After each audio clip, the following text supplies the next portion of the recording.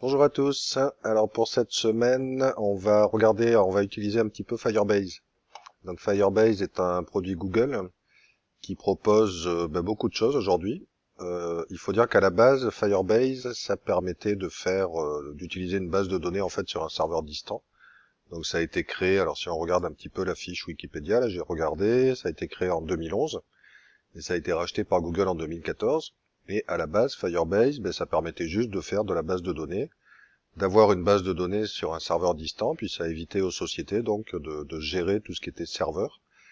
Donc ça peut coûter pas mal d'argent, hein, et puis de temps surtout aussi pour gérer les serveurs distants. Donc Firebase propose donc un ensemble de services d'hébergement qui est géré par Google. Mais à la base, encore une fois, ça permettait que de faire de la base de données. Donc souvent, on parle de Firebase comme système de base de données à distance et mis à jour en temps réel. Sauf qu'aujourd'hui, Firebase a pas mal évolué et vous avez énormément de choses en plus. Donc si vous regardez un petit peu la documentation, vous pouvez voir que ça peut faire de l'authentification, de la base de données en temps réel, du stockage, du machine learning, de l'hébergement, des fonctions dans les nuages, du cloud functions, etc. Donc c'est devenu assez énorme, hein. Nous, on va utiliser l'authentification et la base de données en temps réel. Alors ça, c'est la première en fait, le Real-Time Database. Et puis il y a Firestore qui est sorti il y a quelques années, qui est plus récente, donc on va utiliser Firestore. Alors, il faut savoir que c'est un produit Google, hein, c'est un produit propriétaire. Donc évidemment, vous pouvez faire confiance à Google si vous le souhaitez, mais plus tard, si vous travaillez en entreprise et que vous utilisez Firebase, si jamais Firebase augmente les tarifs ou décide de fermer, pourquoi pas, on ne sait pas ce qui peut se passer, hein, votre application ne fonctionnera plus. Donc là, il faut savoir que avec ce système, vous êtes dépendant de Google. Alors les tarifs, vous pourrez regarder. Nous, on va utiliser des choses gratuites notre application ne devrait pas avoir plusieurs milliers d'utilisateurs, donc on va rester dans des choses gratuites, hein. Il n'y aura pas de problème de ce côté-là. Après, si vous faites une application qui fonctionne, hein, vous aurez des choses à payer forcément. Alors j'ai regardé un petit peu les alternatives libres et vous pouvez utiliser aussi ce qu'on appelle le parsplatform.org, donc qui est un projet libre et qui permet de faire un petit peu la même chose. Alors il y a moins d'options que sur Firebase, mais il y a la base de données en temps réel, c'est ce qui nous intéresse quand même. Et vous avez des SDK pour Android, et vous voyez que vous avez des SDK pour beaucoup de langages. Alors honnêtement, j'ai pas utilisé les SDK d'Android pour Parse, donc je ne sais pas encore comment ils fonctionnent. Là, j'ai pas pris le temps de regarder ça. Mais j'ai déjà utilisé sur des applications web en JavaScript et ça fonctionne très bien pour faire de la base de données en temps réel. Sauf que là, vous devez avoir votre serveur et gérer vous-même votre serveur. Donc là, le projet est sur GitHub. Il faut l'installer, donc ça demande un peu plus de connaissances et un peu plus de temps. Mais ça peut être une alternative intéressante. Nous, en tout cas, pour le cours sur Android, on va regarder Firebase. Donc je vais créer un nouveau projet sur Android Studio et puis on va voir dans cette première vidéo la configuration pour pouvoir utiliser Firebase. Alors je vais partir sur une Basic Activity, comme ça on aura le petit bouton pour ajouter des choses, là, ça peut être bien. Ok, alors je vais l'appeler Firebase Demo. Et puis donc on va mettre en Java, ça c'est correct, API 28. Donc je laisse tout le reste par défaut et je lance. Alors pendant que le projet se construit, je vais retourner sur le site donc firebase.google.com. Vous pouvez, alors si vous n'êtes pas connecté, évidemment, il faut vous connecter à votre compte Google. Et ensuite, vous pourrez accéder à la console. Et là, vous pourrez voir donc, vous pourrez créer un nouveau projet, et puis vous pourrez voir vos projets existants si vous avez des projets existants. Donc pensez à vous connecter à Firebase. Donc on va aller voir si le projet a été terminé. Donc je vais mettre, c'est bon. Ok, donc comme c'est un produit Google et puis que Android Studio aussi est un produit Google, on a des facilités pour configurer Firebase en allant dans le dossier, enfin le menu Tools, et vous avez un menu Firebase qui va vous ouvrir un assistant qui va vous permettre de configurer Voilà, tout un tas de choses. Alors l'authentification, on verra ça dans un second temps. Et dans un premier temps, nous ce qu'on va utiliser, c'est Firestore, donc qui est ici. Donc là, vous pouvez ouvrir Firestore et vous pouvez faire Read and Write Documents. Voilà. Donc ici, vous allez pouvoir directement vous connecter à Firebase. Donc vous cliquez sur le bouton.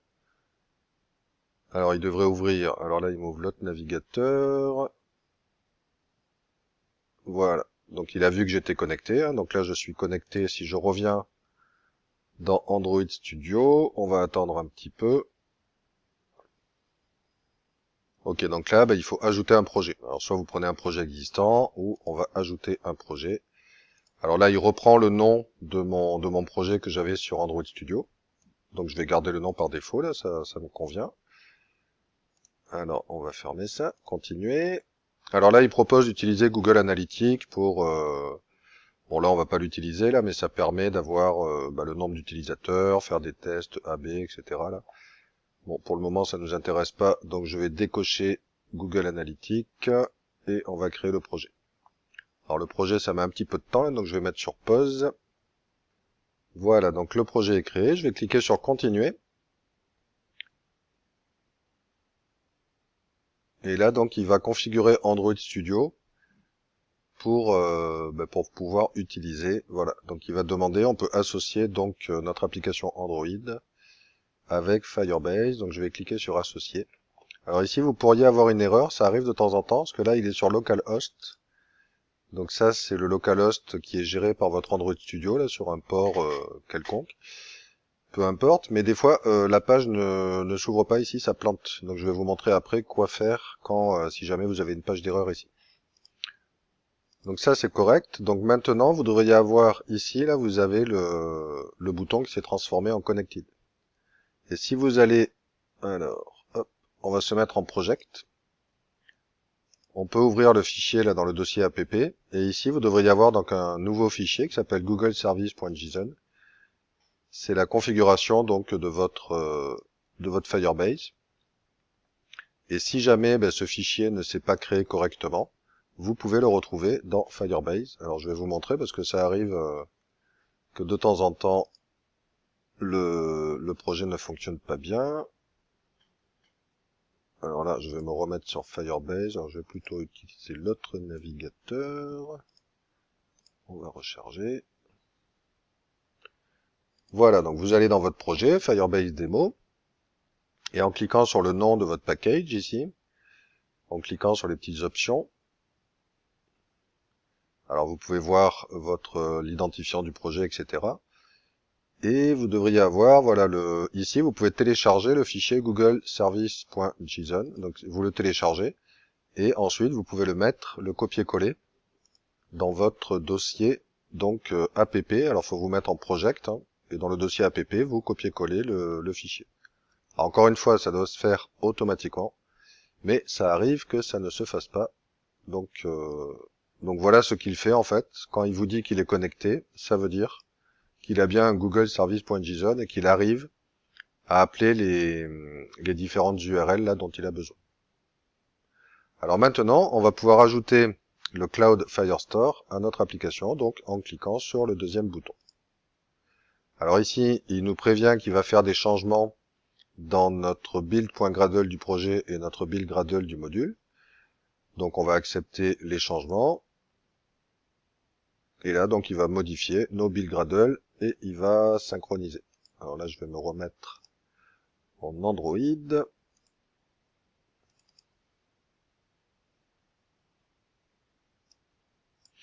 Donc là, vous devriez avoir le Google Service. Et puis, dans l'autre, vous devriez avoir, s'il a terminé, voilà, Firestore. Donc on voit que la bibliothèque ici est pas à jour, donc je vais en profiter pour mettre à jour le numéro de version, puis j'ai vu qu'ici il n'était pas à jour non plus. Donc on va tout mettre à jour pour partir sur de bonnes bases. Voilà. Alors là il est en train de synchroniser, alors vu que j'ai mis les paquets à jour, il va falloir que je resynchronise après. Donc je vais mettre sur pause parce que ça prend un petit peu de temps. Ok, donc il a terminé, donc maintenant là ça doit passer au vert, donc les dépendances ont été configurées correctement. Et on va pouvoir donc passer à la troisième étape. Alors évidemment, tout ce que vous avez ici, vous pouvez aussi le retrouver dans la documentation, hein, si vous allez sur la console, que vous accédez à la documentation, vous pouvez, donc si on prend par exemple Firestore, que nous sommes en train de configurer, vous pourrez lire la documentation qui en plus est en français, alors faut pas s'en priver, pour configurer donc Firestore dans votre application Android. Donc tout ce que nous faisons là, vous pouvez le retrouver ici dans la doc. Donc je vais retourner dans Android Studio. Alors maintenant on nous dit que pour initialiser le cloud Firestore, il faut déclarer l'instance de Firebase. Alors on va copier-coller ça. Et puis on va commencer à mettre dans notre main activity. Alors pour le moment j'ai juste un fichier main activity avec 2 fragments. Donc si je vous montre l'application, pour le moment elle ressemble à ça. Donc on a un premier fragment. Et puis on a un bouton Next pour passer au second fragment avec un petit bouton ici. Donc on va se mettre dans le premier fragment. First fragment. Donc là on a le onCreateView et le onViewCreated. Donc on va copier-coller la déclaration là, hop, de l'instance. On va le mettre ici. Donc il va importer Firebase Firestore, voilà. Ok. Alors après ici, on va continuer à suivre la documentation, puis on va faire un test pour ajouter une donnée dans la base. Donc on va faire ça dans la prochaine vidéo.